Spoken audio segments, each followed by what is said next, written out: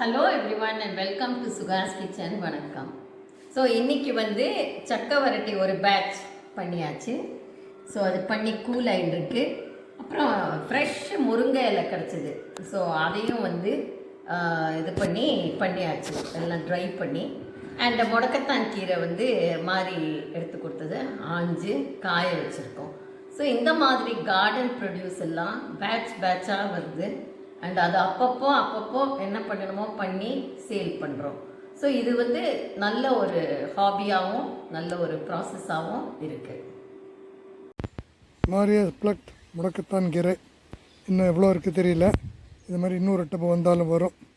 அப்புறமா அதை 2 நாள் காய வச்சு அப்புறம் முடக்கத்தான் கீரை பிடிக்க யூஸ் பண்ணிக்க வேண்டியதுதான். ஸோ மாறி பறித்த முடக்கத்தான் கீரையை வந்து இங்கே நிழல்லையே உணர்த்தி வச்சுருக்கோம். இது நல்லா நிழல்லையே 3-4 நாள் காஞ்சுதுன்னா முடக்கத்தான் பொடிக்கு ரெடி ஆகிடும். ஸோ மினிமலிசம் பற்றி நிறைய பேசியாச்சு. பட் நிறைய பேர் கமெண்ட் பாக்ஸில் வந்து இன்னும் கொஞ்சம் டீக்ளட்டரிங், மினிமலிசம் அண்ட் கிளட்டர் எப்படி அக்யூமுலேட் ஆகுது அதை பற்றி சொல்லுங்க மாமின்னு நிறைய பேர் கேட்குறேன். ஸோ என்னோட அனுபவம், என்னோட எக்ஸ்பீரியன்ஸ் வந்து என்னென்ன இருக்கோ அதான் நான் ஷேர் பண்ணுறேன். இப்போ ஆப்போசிட் ஆஃப் மினிமலிசம்ங்கிறது என்னன்னா மெட்டீரியலிசம். ஸோ நிறைய மெட்டீரியல் திங்ஸ் கலெக்ட் பண்ணி அக்யூமுலேட் பண்ணி வச்சுட்டு அது எத்தனை நீட்டாக நல்லா டிஸ்பிளே பண்ணி வச்சுட்டாலும் அது ஒரு கிளட்டர் தான். ஸோ வீடு முழுக்க நிறைய சாமானம், இந்த வீடு முழுக்க நிறைய ட்ராவல் எக்ஸ்பீரியன்ஸஸோடு மெமெண்டோஸ், சொவினர்ஸ் எல்லாம் கலெக்ட் பண்ணி வச்சு எத்தனை நல்லா அதை டிஸ்பிளே பண்ணி அடுக்கி வச்சாலும் அது வந்து ஒரு கிளட்டர்ட் லுக் கொடுக்கும். ஸோ இதை வந்து அவாய்ட் பண்ணனா நம்ம வந்து வாங்காமல் இருக்கணும், கொஞ்சம் வாங்கிறத தவிர்க்கணும். ஸோ அஃபோர்டபிலிட்டி இருக்குது. நாங்கள் நல்லா சம்பாதிக்கணும்னா வாங்கினா என்ன அப்படின்னா, நல்லா சம்பாதிக்கணும், நிறைய ஏர்ன் பண்ணணும், நிறைய வெல்த் க்ரியேட் பண்ணணும். ஆனால் அதெல்லாம் வந்து சில டிஃப்ரெண்ட் ஆசெட்ஸ் அண்ட் இதுவாக இன்வெஸ்ட் பண்ணுறது நல்லது. அதை வந்து ஒரு பொருளாக வாங்கி இங்கே வீட்டுக்குள்ளே அக்யூமுலேட் பண்ணுறது கொஞ்சம் அவாய்ட் பண்ணுறது நல்லது. ஏன்னா இந்த விஷுவல் கிளட்டர் நம்ம கண்ணு பார்வையே பார்த்துக்கிட்டே இருக்கிறத அது வந்து ஒரு பீஸ் ஆஃப் மைண்ட் கொடுக்காது மெட்டீரியல் திங்ஸ். ஸோ எப்போ நம்ம ஃபோக்கஸ் வந்து என்ன வாங்கணும், எது வாங்கணும், அப்படி வாங்கணும், எப்படி வாங்கணும், அந்த வாங்கத்துலேயே அக்யூமுலேட் பண்ணத்துலேயே இருந்ததுன்னா நம்ம ஹாப்பினஸ் கம்மியாகிட்டே வரும். ஃபோக்கஸ் ஆன் ஹாப்பினஸ்னால் நம்ம வந்து கொஞ்சம் மெட்டீரியல் திங்ஸை செட் அசைட் பண்ணிவிட்டு நார்மல் நம்ம சிம்பிள் லைஃப்பில் நிறைய எக்ஸ்பீரியன்ஸஸ் என்ஜாய் பண்ணி, ட்ராவல் என்ஜாய் பண்ணி, நிறைய சோஷியலைசிங் பண்ணி, அதெல்லாம் என்ஜாய் பண்ணி எல்லாம் பண்ணால் நல்லாயிருக்கும். இப்போ நாங்கள் இவ்வளோ வீட்டு வேலை இதெல்லாம் நாங்களே பார்க்கறதுனாலையும் நிறைய வெளியிலையும் போயிட்டு வந்து சோஷியலைஸும் பண்ணுறோம். ஸோ இப்போ கூட வெளியில் போயிட்டு வந்துட்டு தான் நான் இந்த வீடியோ எடுக்கிறேன். ஸோ இதில் என்னன்னா எப்படி கிளட்டர் அக்யூமுலேட் ஆகுது பார்க்கறதுல வந்து நான் 6 இம்பார்ட்டண்ட் பாயிண்ட்ஸ் பார்த்தோம். அதில் வந்து சென்டிமெண்ட் பற்றி பேசுங்கோ, அதுதான் எங்களை வந்து ரொம்ப தடுக்கிறது அப்படின்னு நிறைய பேர் கமெண்டில் போட்டிருந்தா. இந்த சென்டிமெண்ட்டுங்கிறது வந்து ரொம்ப நம்ம கொஞ்சம் அதை வந்து ப்ராக்டிக்கலாக யோசித்து பார்த்து, லாஜிக்கலாக யோசித்து பார்த்து அதை செட் அசைட் பண்ணணும். அது வந்து கொஞ்சம் இமோஷ்னல் பாண்டிங் இருக்கும் அந்த திங்ஸ்கிட்ட. பட் அதை வந்து கிளியர் பண்ணி தான் ஆகணும். நம்ம கிளியர் பண்ணலைன்னாலும் ஃப்யூச்சரில் நம்ம குழந்தைகள் பண்ணி தான் ஆகணும்.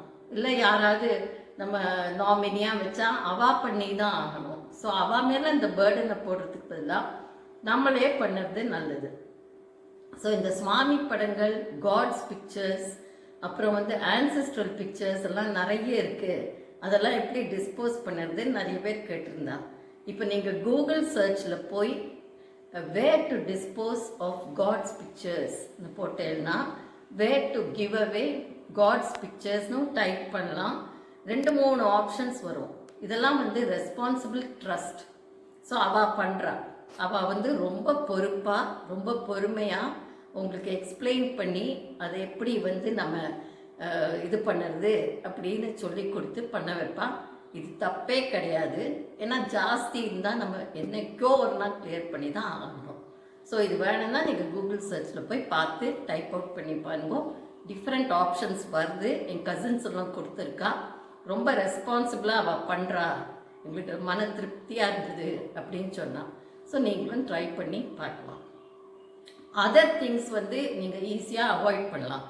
இப்போ இம்பல்ஸ் பர்ச்சேஸ்னால் நம்ம ஒரு எக்ஸிபிஷனுக்கு போகிறோம், ஏன் இந்த கல்ச்சர் அண்ட் ஆர்ட் எக்ஸிபிஷன்ஸ் எல்லாம் வரும். அதுக்கு போனால் சட்டுன்னு ஒரு கார்பெட் பார்க்குறோம், வாங்குகிறோம், அது போடுறோம். அப்புறம் 2-3 டேஸ்க்கு அப்புறம் அது அழுத்து போயிடும். அதை ப்ரஷ் பண்ணி டஸ்ட் ஃப்ரீ பண்ணி அதை கிளியர் பண்ணி அப்புறம் மான்சூனில் அது ஸ்மெல் வரும். இதெல்லாம் தான் இம்பல்ஸ் பர்ச்சேஸ். இது வந்து 20 மினிட்ஸ் திங்க் பண்ணி அதை அவாய்ட் பண்ணிடலாம். அந்த இம்பல்ஸ் பர்ச்சேஸ் கண்டிப்பாக அவாய்ட் பண்ணலாம். அப்புறம் வந்து இது இன்ஃப்ளூயன்சர்ஸ். ஸோ பிராண்ட் ப்ரமோட்டர்ஸ்க்கு வந்து அதுதான் ஜாப். ஸோ உங்கள் லைஃப் ஈஸி ஆகிடும், உங்கள் லைஃப் கிளியர் ஆகிடும், எல்லாமே சட்டுன்னு முடிஞ்சு போய்டும்னு அவளோட பெர்ஸ்பெக்டிவில் அவள் பேசுகிறாள். பட் நம்ம பெர்ஸ்பெக்டிவில் நமக்கு ஒரு கத்தி, நைஃப், பீலர் அண்ட் கிரேட்டர் இருந்ததுன்னா தாராளமாக நிறைய வேலை பண்ணலாம். கொஞ்சம் ஸ்கில் மாத்திரம் டெவலப் பண்ணிக்கணும், அவ்வளோதான். இந்த 3 ஆப்ஜெக்ட்ஸ் தான் நமக்கு கிச்சனில் ஆக்சுவலி வேண்டியிருக்கும் என்ன பண்ணணும்னாலும். ஸோ இது 3 இருந்ததுன்னா நீங்கள் என்ன வேணால் பண்ணலாம், எப்படி வேணால் பண்ணலாம். மிச்ச மிக்சி இதெல்லாம் வந்து நமக்கு வேண்டியப்பட்ட அவசியமான கேஜெட்ஸ். ஸோ இது வந்து தடுக்கணும்னு அவசியம் கிடையாது. ஃப்ரிட்ஜு, மிக்சி, கிரைண்டர் எல்லாம். அண்டு இன்ஃப்ளூயன்ஸ் தவிர காம்படிஷன். ஸோ அவள் வாங்கியிருக்கா, நம்ம வாங்கியிருக்கோம், நம்ம ஸ்டேட்டஸ் பார்க்கணும், அவள் என்ன நினச்சிப்பா, இதுவும் நீங்கள் ஈஸியாக தவிர்க்கலாம். அண்ட் இன்னொன்று வந்து இன்னொன்று என்ன சொன்னேன்னா செகண்ட் என்ன போர்டம் லாஸ்ட்டு. போர் அடிச்சு போய் வாங்கிறதுங்கிறது தவிர்க்கலாம். Create a hobby, socialise more, travel, enjoy nature. அந்த போர்டம் வந்ததுன்னா கண்டிப்பாக நம்ம அவாய்ட் பண்ணலாம் வாங்கிறத. இன்னொன்று வந்து என்னன்னா, எனக்கு செகண்ட் பாயிண்ட் கொஞ்சம் மறந்து போயிடுது. பட் அது என்ன யோசித்தேன், ஆப்ளிகேஷனில் வாங்குவோம். நான் சொல்லி அவள் வாங்கினா, அவள் சொல்லி நான் வாங்கலைன்னா என்ன நினச்சிப்பான்னு. ஒன்றுமே நினச்சிக்க மாட்டா. ஆக்சுவலி தில் பி ஹாப்பி. ஸோ நீங்கள் சொல்லி அவள் வாங்கினான்னா அவளுக்கு அவசியமாக இருந்திருக்கும், அதனால் வாங்கியிருப்பாள். அவள் சொல்லி நீங்கள் வாங்கினங்கிற ஆப்ளிகேஷனே கிடையாது. இதில் கிஃப்ட்ஸும் இன்க்ளூடட். எப்போவுமே கிஃப்ட்னா ஒரு கேஷ் கிஃப்ட் கொடுக்கறது ரொம்ப நல்லது. இந்த வில்லேஜில் எனக்கு அந்த ப்ராக்டிஸ் ரொம்ப ரொம்ப பிடிக்கும். பிகாஸ் முன்னாடியே சொல்லிடுவான், நீங்கள் 20 ரூபா, 50 ரூபா, 100 ரூபா கொடுத்தாலும் பரவாயில்ல, பட் ப்ளீஸ் கிவ் கேஷ். நீங்கள் கிஃப்டை ஐட்டமாக கொண்டு வந்தேன்னா நாங்கள் திருப்பி கொடுத்துருவோம் அப்படின்னு. ரொம்ப நல்ல ஐடியா அது. அண்டு நினச்சி பார்த்தா நமக்கு வந்து 75% ஆஃப் த டைம், 3/4 வாசியம் நீங்கள் என்ன வாங்கினாலும் நம்ம எப்போவுமே ஒரே இதை தான் யூஸ் பண்ணுவோம், ஒரே இடத்துல தான் உட்காருவோம். நீங்கள் எங்கள் வீட்லேயே பார்த்தீங்கன்னா நான் எப்போவுமே இந்த சேரில் தான் உட்காருவேன். இந்த சேரை கட்டணும், இங்கே தான் என்னோட இடம். அண்ட் மாமா வந்து இங்கே உட்காருவார். மாமாவோட கண்ணாடி கூட அங்கேயே இருக்குது ரெடியாக.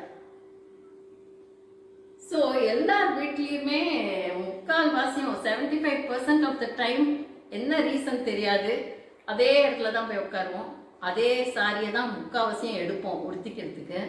அப்புறம் யோசிச்சுட்டு ஐயோ இது உடுத்திண்டாச்சா என்ன சொல்வாளோன்னு விட்டு மாற்றுவோமே தவிர, நம்ம சப்கான்ஷியஸ் மைண்டில் ஆட்டோமேட்டிக்காக ஒரே புடவைக்கு தான் போகும், ஒரே செட்டுக்கு தான் போகும், ஒரே இடத்துல தான் உட்காருவோம்.